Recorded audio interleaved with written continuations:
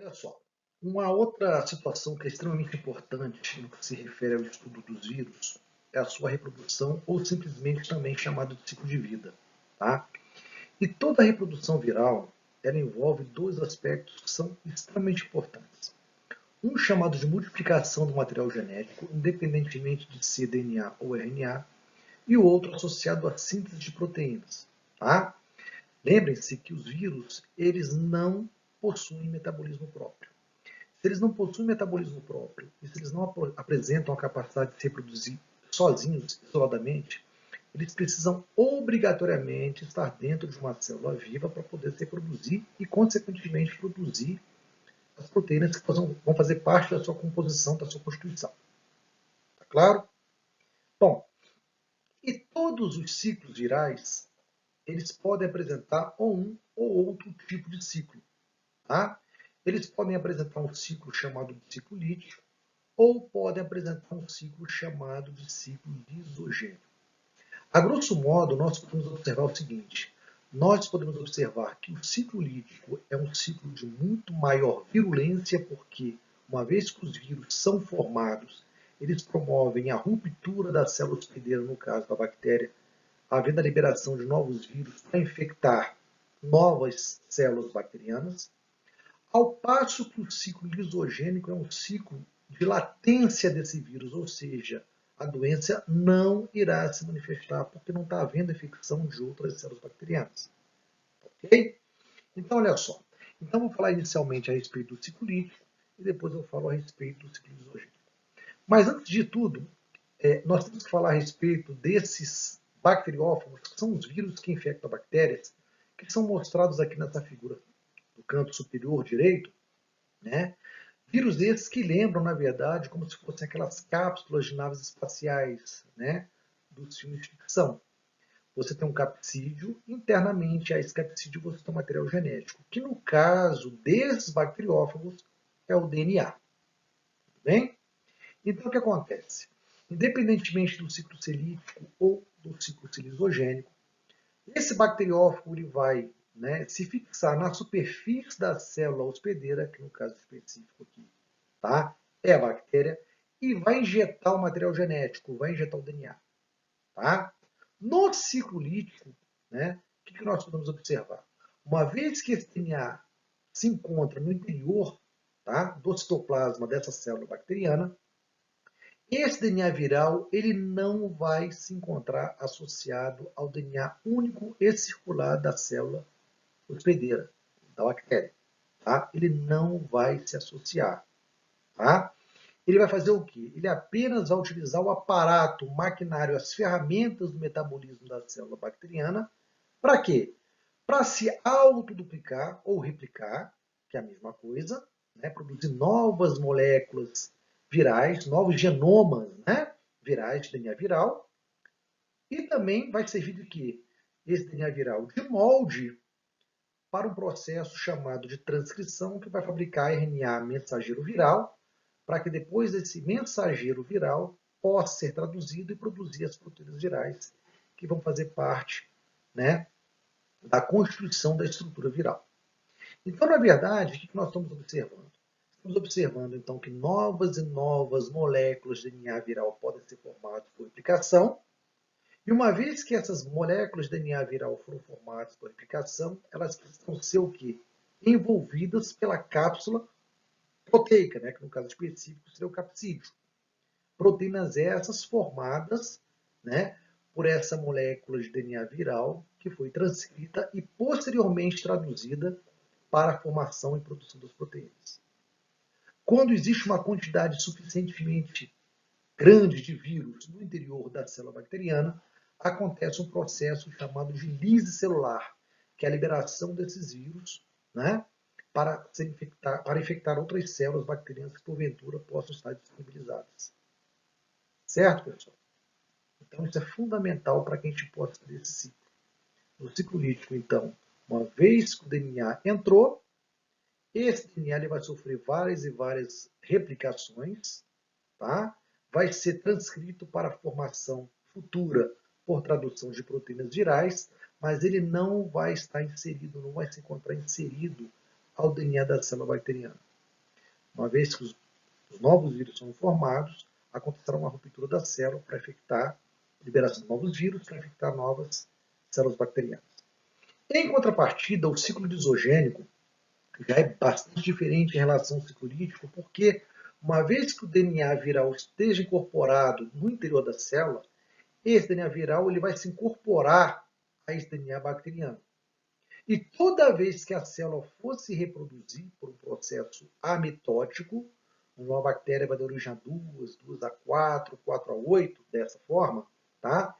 Essa bactéria vai carregar no seu genoma, tá? Também o genoma viral, material genético do vírus. Tudo bem? E dessa forma ela vai se replicando.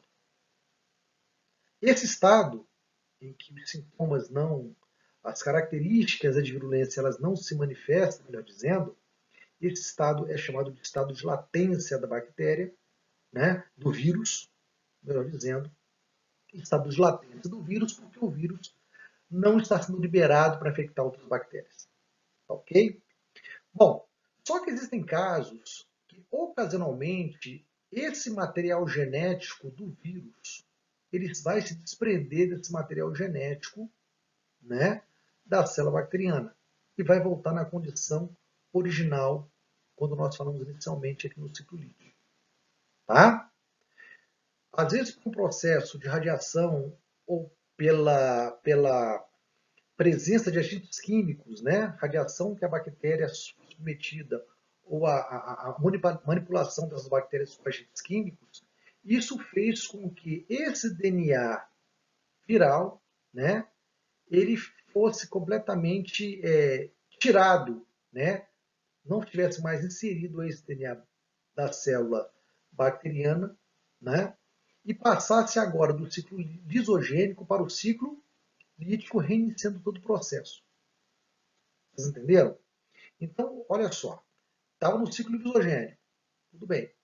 Só que por alguma indução por meio de radiação ou pela presença de agentes químicos, pode ser que em determinado momento esse DNA viral se desmembrasse do DNA da célula bacteriana e voltasse à condição normal, condição original que nós falamos quando começou o ciclo lítico, onde esse DNA será utilizado para a fabricação de novas moléculas de DNA viral, assim como o processo de transcrição e tradução para a formação de proteínas. Ok? Assim como o vírus infecta bactérias, como nós acabamos de observar agora, o bacteriófago, né, que é um vírus específico para a infecção de bactérias, os vírus podem infectar plantas, assim como também infectar outros seres, como os animais.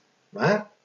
Nas plantas, a gente observa muito comumente o que? Um declínio no crescimento, ou seja, na taxa de crescimento, na taxa de reprodução, uma vez se as plantas estiverem contaminadas, estiverem infectadas, né, por vírus específicos para elas. Tá? E essas formas de infecção viral, elas variam dependendo do grupo, né, ou dependendo do vegetal, da planta que a gente esteja considerando. Tá? Então, tem infecções ocasionadas por vetores, pela picada de insetos, por exemplo. Né? Então, a batata ela pode estar infectada pela ação dos vetores, por ação da picada de insetos que estejam, né, carregando os vírus responsáveis por provocar um apodrecimento mais rápido, uma taxa de crescimento menos significativa, né, ou por fungos ou por vermes nematóides, enfim, são vetores que podem estar carregando, né, esses vírus, né, e causando uma série de problemas, né, principalmente na produção de vegetais. Né? O pólen, no caso específico, né, quando uma planta estiver sendo polinizada e se esse pólen também estiver sendo contaminado, estiver contaminado com o vírus, né, essas plantas que estão recebendo pólen, elas também podem sofrer, né, esse declínio na taxa de produção, uma vez que toda ela agora vai estar contaminada com uma carga viral. Sementes da mesma forma. E difusão mecânica. Difusão mecânica, basicamente, é por manipulação. Seja por manipulação manual entre as plantas, né, em que eu pegue uma planta, esteja manipulando uma planta que esteja contaminada né? E caso eu não tenha cuidado, não tenha tomado cuidado suficiente, eu acabo manipulando uma planta sadia e aquela planta sadia acaba sendo infectada por aqueles vírus que estavam na planta contaminada, seja pela utilização de equipamentos agrícolas contaminados com vírus. Tá? Isso é muito comum no vírus, né? O vírus causador do mosaico do tabaco, do fumo, né? Em que essa planta apresenta uma característica muito específica quando ela está infectada por esse tipo de vírus, ou vírus específico para elas, né? Devido exatamente a essa manipulação mecânica. Pessoal, olha só, diferentemente dos vírus que infectam bactérias, que infectam plantas, como nós vimos agora há pouco, existem os vírus que infectam animais. E uma das características básicas em relação a esses outros grupos que nós vimos de vírus que infectam os outros seres vivos é em relação à sua diversidade, ou seja, existe uma maior diversidade de vírus que infectam animais em relação aos outros grupos, devido à grande quantidade de formas, devido à grande quantidade de tamanhos e devido às estratégias de reprodução que esses vírus têm em relação aos outros grupos. Nesse caso específico, nós temos vírus de DNA, nós temos vírus de RNA, e mesmo entre os vírus que apresentam RNA como material genético, como o genoma, existem estratégias diferentes, certo? Nesse primeiro caso que a gente pode observar, em que os vírus apresentam como material genético o DNA, né, então teria um DNA viral, né, esses vírus, quando eles estão infectando, quando eles estão dentro de uma célula hospedeira específica para eles, nós podemos observar que, ao utilizar o maquinário, né, dessa célula hospedeira, né, eles utilizam esse maquinário tanto para a duplicação do seu material genético, como também para a produção das proteínas que vão fazer parte da estrutura do vírus. Então, nesse caso específico, a gente pode observar o quê? A gente pode observar que é DNA produzindo mais DNA, ou seja, DNA viral produzindo mais DNA viral, várias moléculas de DNA viral por um processo chamado de replicação ou autoduplicação, né? Então, novas moléculas de DNA viral serão produzidas, né? E também essa molécula de DNA viral, ela vai servir como o quê? Como molde para a fabricação de RNA mensageiro viral dentro de um processo conhecido como transcrição. Ou seja, transcrever significa copiar a partir do DNA viral uma molécula chamada de RNA, no caso específico, o RNA mensageiro, para que esse possa ser traduzido e futuramente serem produzidas o quê? Proteínas que vão fazer parte da constituição desse vírus. Exemplos, então, de vírus que apresentam como DNA, né, DNA como seu material genético, nós temos o vírus da varíola, da catapora, da herpes e da hepatite. Tá? São os mais conhecidos do ponto de vista, né, de infecção em células animais. Um outro processo é quando os vírus apresentam como genoma o RNA. Né? Então, o RNA viral é caracterizado como sendo material genético, né? E quando eles estão infectando uma célula hospedeira específica para eles, mais uma vez, eu gosto de frisar bastante isso, não adianta nada você ter um vírus que não seja específico para uma determinada célula, porque esse vírus não vai conseguir infectá-la. Mas uma vez que ele seja específico, uma vez que ele consiga infectá-la, né, e que o seu material genético esteja dentro dessa célula hospedeira, né, e no caso específico aqui é o RNA viral, existe também um processo de autoduplicação, né, para produzir novas moléculas de RNA viral, onde parte vai ser produzida em grande quantidade, né? E esse RNA viral também ele pode servir como cópia para a produção de novas moléculas de RNA viral mensageiro, né? Que vão ser traduzidas e produzir as proteínas que vão fazer parte da composição, da constituição desse vírus. Então, nós temos alguns exemplos de vírus que apresentam como material genético o RNA viral, como o vírus da gripe, como o vírus do resfriado, da rubéola, da raiva, da poliomielite, da encefalite, da dengue, zika, chikungunya, febre amarela, sarampo, cachumba e da Covid-19, né? É o vírus SARS-CoV-2, que possui como material genético o RNA viral causador dessa doença, chamada de Covid-19.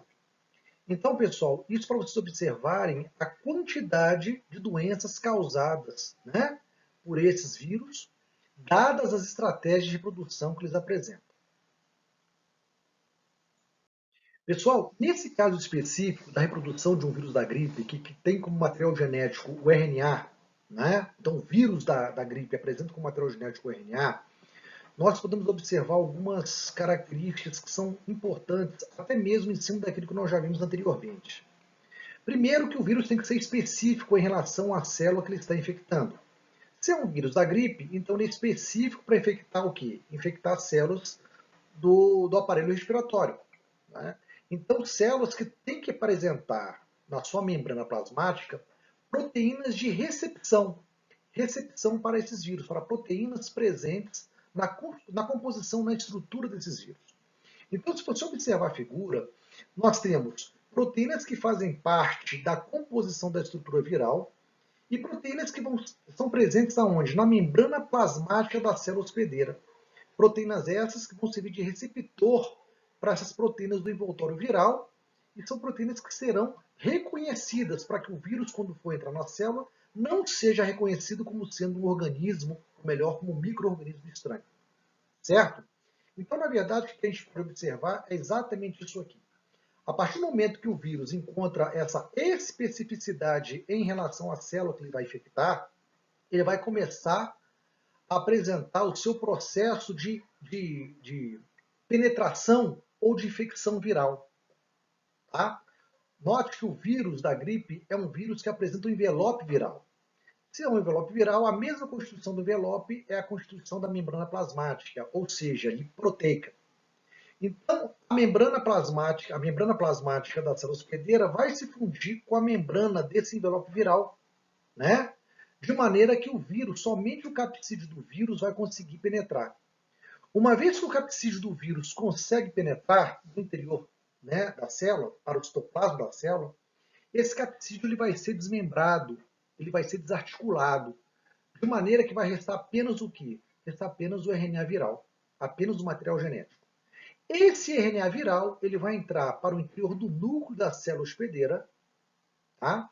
E lá no interior do núcleo ele vai utilizar todo o maquinário dessa célula hospedeira, de maneira não só a duplicar o seu material genético, o seu RNA viral, como também servir de molde para a fabricação de RNA mensageiro viral, que vai sair juntamente com o material genético produzido, e esse RNA mensageiro viral será traduzido fora, né, do núcleo para a produção das proteínas que vão fazer parte do capsídeo e também vão fazer parte das proteínas que vão integrar a membrana plasmática, né, da célula hospedeira.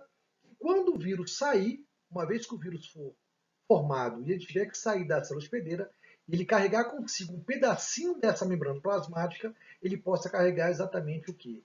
Aquelas proteínas virais inseridas na membrana lipídica que foram produzidas pelo vírus, né, dentro da célula hospedeira, utilizando o seu maquinário, o maquinário dessa célula hospedeira. Né? Então a gente pode observar exatamente esse processo de duplicação e também de produção de proteínas virais. Uma vez que o vírus foi formado, ele vai ser, né, envolvido. Então nós temos o capsídeo aqui formando. Ele vai ser envolvido então por esse envoltório toda vez que ele estiver saindo da célula hospedeira e consequentemente livre para infectar uma outra célula que seja receptiva a ele. Pessoal, nesse slide específico, nós vamos falar de um processo um pouco diferente em relação àquilo que nós falamos no slide anterior. No slide anterior, nós tínhamos o RNA viral como material genético daqueles vírus que nós falamos agora há pouco, inclusive da Covid-19. Né?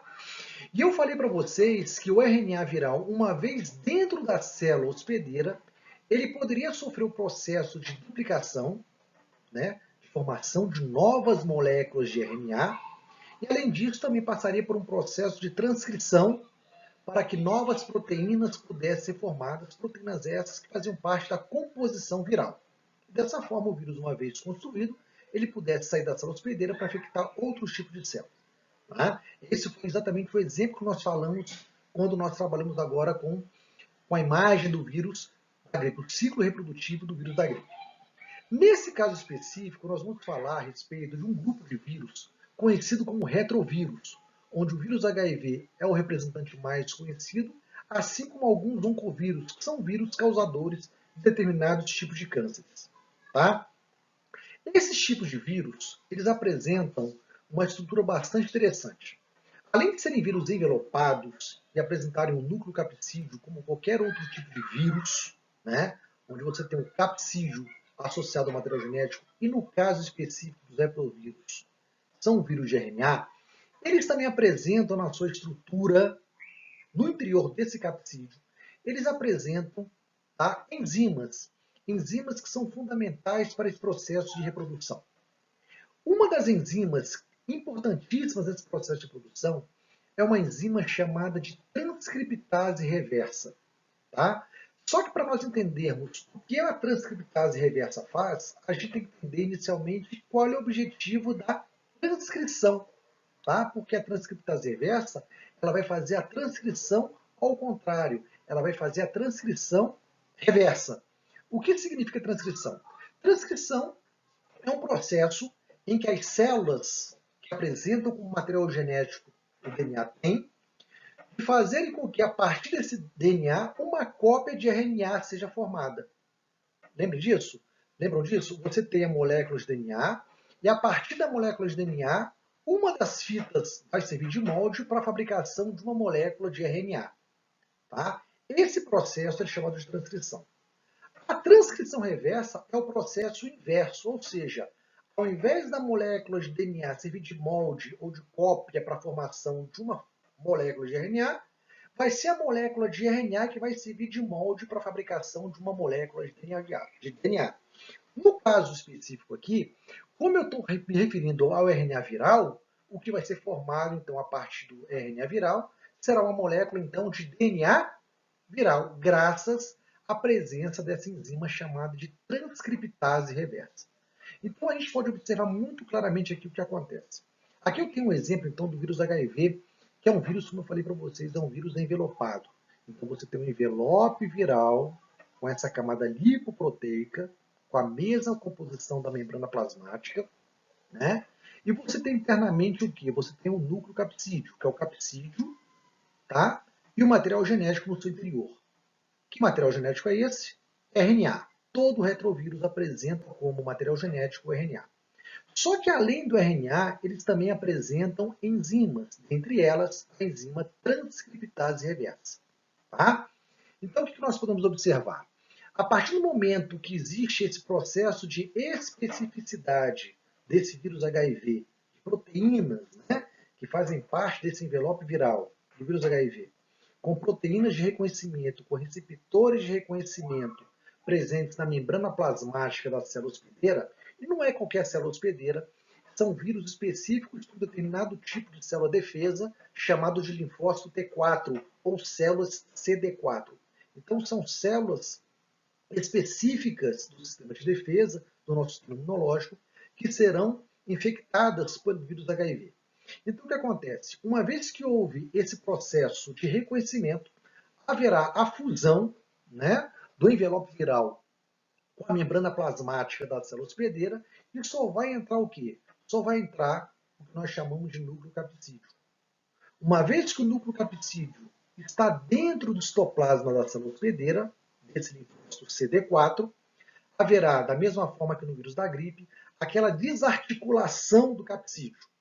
Uma vez que o capsídeo fica completamente desarticulado, só é liberado então material genético juntamente com as enzimas, né, que estão no interior desse capsídeo. Então nós temos o RNA como material genético, o RNA viral, e a transcriptase reversa como enzima. O que acontece? Essa transcriptase reversa, como eu falei para vocês, ela vai utilizar o molde do RNA para a fabricação do DNA viral. Então, o DNA viral será formado a partir da fita de RNA viral. Uma vez que o DNA viral formado no citoplasma, foi formado no citoplasma pela ação da enzima transcriptase reversa, tá? Ele vai para o interior do núcleo da célula hospedeira e vai se integrar ao genoma da célula hospedeira, ao DNA da célula hospedeira, graças à ação de uma outra enzima chamada de integrase. Certo, pessoal?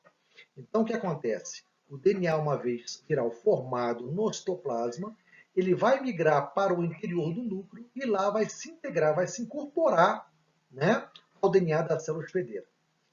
Lá no DNA da célula hospedeira, o que acontece?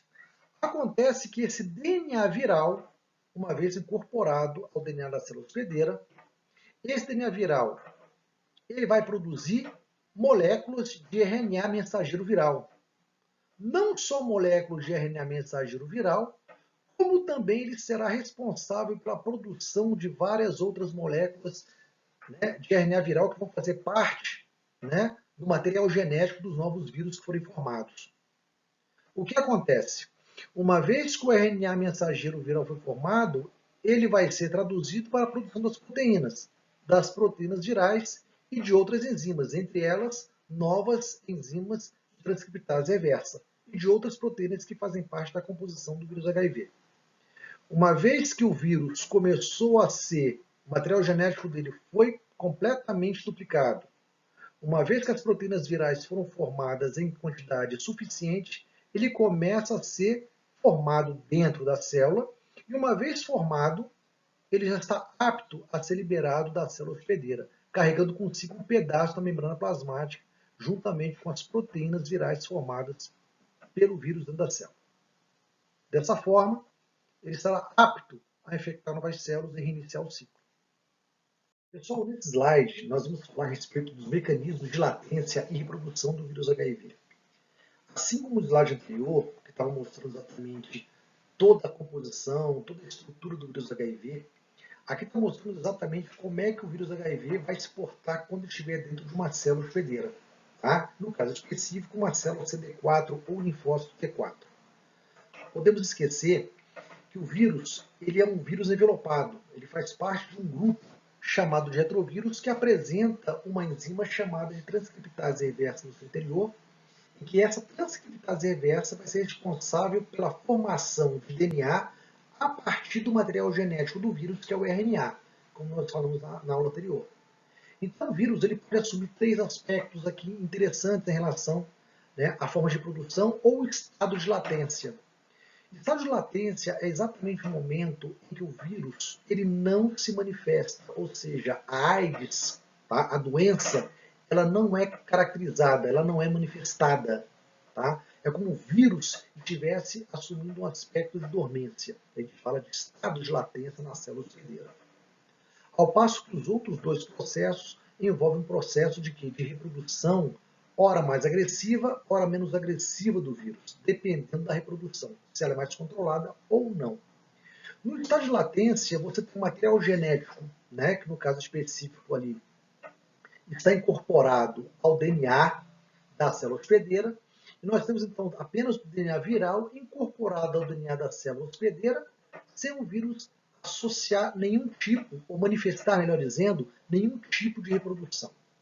Tá? Então ele não está produzindo aqui proteínas virais, ele não está produzindo aqui RNA viral com material genético, ele está no período de latência, de dormência.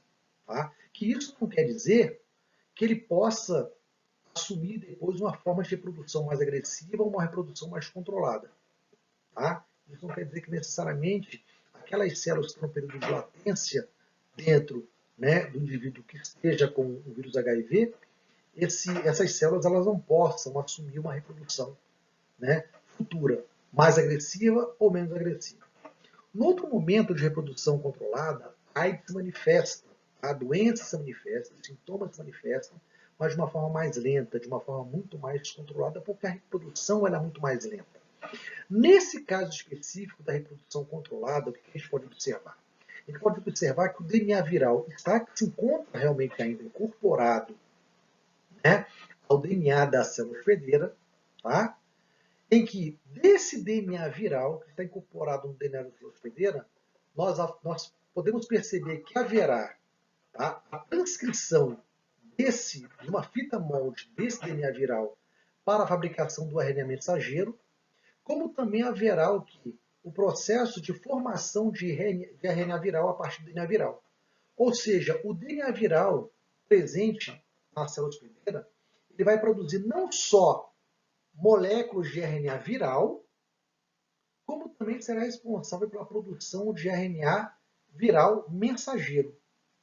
RNA viral mensageiro formado será traduzido para produzir as proteínas virais que vão fazer parte da estrutura viral. RNA viral formado a partir do DNA viral que não está associado à formação de proteínas, ele só servirá para fazer parte do material genético do vírus. Então, o DNA viral que está incorporado no material genético da célula hospedeira, ora, vai ser responsável pela produção do RNA como material genético de novos vírus, ora, vai ser responsável pela formação do RNA mensageiro, que vai ser traduzido para a produção de proteínas virais, que vão fazer parte da estrutura do vírus. Uma vez que quando o vírus foi formado, ele possa ser liberado de uma forma lenta e gradativa, carregando consigo um pedacinho da membrana plasmática, né, para que seja infectado por outras células, tá? Outros linfócitos T4. Numa reprodução mais descontrolada, onde a AIDS vai se manifestar de uma forma mais rápida, mais agressiva, havendo o processo de ruptura ou de lise da célula hospedeira, o processo é o mesmo. Tá? O processo em que o DNA da célula, o DNA viral incorporado ao DNA da célula hospedeira, vai produzir RNA para formar novos materiais genéticos, novos vírus, assim como também vai formar o RNA mensageiro que vai ser traduzido para produzir as proteínas, né, do capsídeo, ou as proteínas que vão fazer parte, né, da composição do envelope viral. Só que a quantidade de vírus é tão grande, a produção de vírus é tão grande, né, de maneira que a célula não suporta e ela acaba entrando no processo de lise, de ruptura, havendo a liberação de uma forma muito acentuada de novos vírus em relação a uma reprodução mais controlada, como a gente acaba de observar. Pessoal, não dá nós vincularmos saúde humana e virose. Tá? Mesmo porque muitas das doenças, como nós observamos, são causadas por vírus. E a gente só pode entender que muitas dessas doenças existentes são causadas por vírus graças ao advento da microscopia eletrônica, né, que ocorreu lá por volta de 1950, 1940, meados do século XX, tá? Onde nós podemos entender, né, quem são os organismos ou quais eram os organismos responsáveis por muitas doenças que até então eram desconhecidas. Porque nós não entendíamos o mecanismo de como funcionava. Tá? Em cima disso, pode também entender a transmissão de algumas dessas doenças, como essas doenças eram transmitidas. Seja pelo contato direto, né, ou pelo contato de uma relação sexual, ou pelo beijo, né, e a herpes figura como principal representante desse processo de contato, ou pelas secreções que estavam repletas desses vírus, sejam causados pela raiva, causadores da raiva, né, vírus que estavam presentes na saliva de cães ou de morcegos, por exemplo, ou nas secreções, né, do sêmen, como o vírus HIV, ou seja, pela contaminação do solo, da água, de alimentos, né, no caso específico da poliomielite, da hepatite A e da gastroenterite. As zoonoses virais, que são vírus causados por animais, no caso específico da raiva, é um exemplo específico daí também. Vetores são animais responsáveis por transmitir doenças como a febre amarela, dengue, zika, chikungunya, tá? Vetores que são insetos transmissores. E aqui vale a pena a gente fazer uma consideração, onde as pessoas pensam que os vetores são os causadores. Na verdade, os vetores apenas transmitem os vírus responsáveis por essas doenças, tá? Então, os vetores, eles não causam absolutamente nada. Eles apenas transmitem aquilo causado pelos vírus. Bem? Em relação ao tratamento e prevenção das doenças, nós temos as drogas terapêuticas, e vai uma outra observação extremamente importante para nós aqui. As drogas terapêuticas, elas não são responsáveis por matar o vírus, pessoal. O que detona o vírus, o que mata o vírus, é o sistema imunológico, ou seja, o nosso sistema de defesa. As drogas terapêuticas, na verdade, elas são responsáveis por diminuir os sintomas causados pela doença. Tá? Então serve apenas para isso. Mas quem mata é o sistema de defesa. Quem neutraliza é o sistema de defesa. Prevenção, seguindo nessa mesma linha, né, falada em relação às drogas terapêuticas, a prevenção, nós temos as vacinas Antivirais. As vacinas antivirais, da mesma forma, elas não são responsáveis por matar de maneira alguma os vírus causadores de uma doença, seja poliomielite, seja cachumba, seja varíola.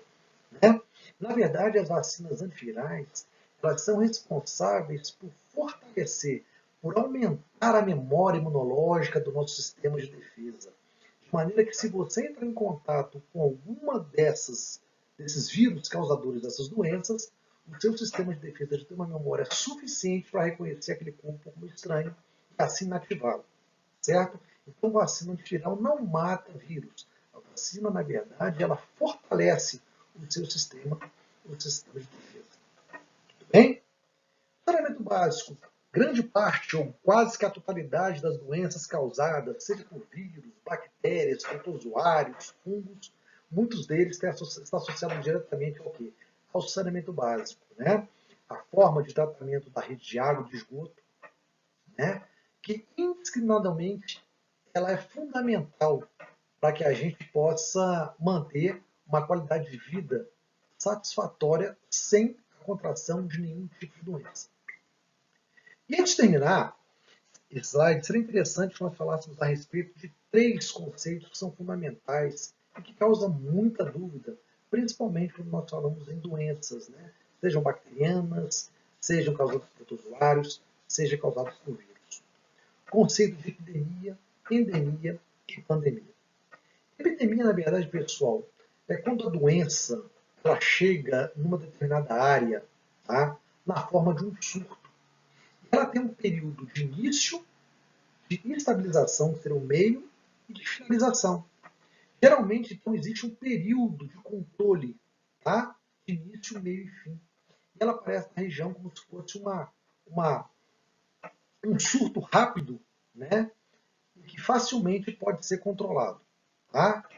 É lógico que, tanto que nós temos o que? A epidemia de gripe geralmente é ocasionada no período frio, no período de inverno, onde nós temos uma quantidade muito maior de pessoas que apresentam gripe nesse período de inverno. Então a epidemia de gripe nesse período é muito constante. Tá? Mas é uma situação em que no início tem uma fase de estabilização e um período de finalização. Tá? Então, teoricamente, é um processo rápido de início, meio e fim.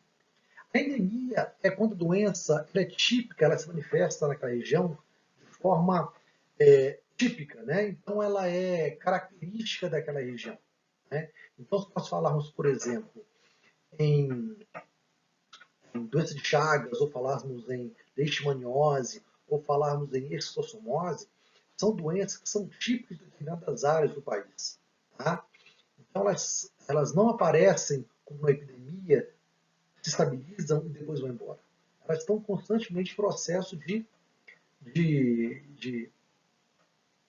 digamos assim, de existência naquela área. Tá? Então elas são típicas e a população ela convive em relação à doença presente naquele local. Tá? E a pandemia, na verdade, é uma epidemia generalizada, assume uma proporção muito maior em nível global. Também tem uma fase de início, estabilização e finalização, só que demora um pouco mais em relação à epidemia, porque atinge várias áreas e não uma área específica ou poucas áreas. Tá? Então, dessa forma, esses conceitos fundamentais são importantíssimos para que você possa entender e resolver questões relacionadas a esses conceitos em provas ou questões vestibulares. Ok? Então, pessoal, então esse é o último slide. E a gente termina falando a respeito de algumas viroses humanas, né? Viroses que acometem a nossa espécie. E nesse quadro comparativo, nós temos aqui algumas doenças, né? Sarampo, rubéola, cachumba, catapora, gripe, hidrofobia. É lógico que são apenas algumas doenças causadas pelos vírus. Nós temos os mecanismos de transmissão de cada uma delas, bem como o material genético que cada uma pode apresentar, os sintomas e algumas observações, falando se há vacina, se não há vacina, se é um processo inflamatório, se é uma epidemia ou não, tá? Apenas para enriquecer um pouquinho o nosso conhecimento. Então, eu espero que com essa aula nós possamos ter aprendido um pouquinho. Espero que essas aulas, essas videoaulas, mais especificamente os slides, né, eles tenham servido como estímulo para que a gente possa continuar nossos estudos, tá? E sempre na tentativa de aprender cada vez mais, porque aprender sempre é muito bom, sempre é muito válido e sempre é muito importante. Tudo bem? Então, espero vê-los no próximo vídeo aula. Até a próxima, pessoal!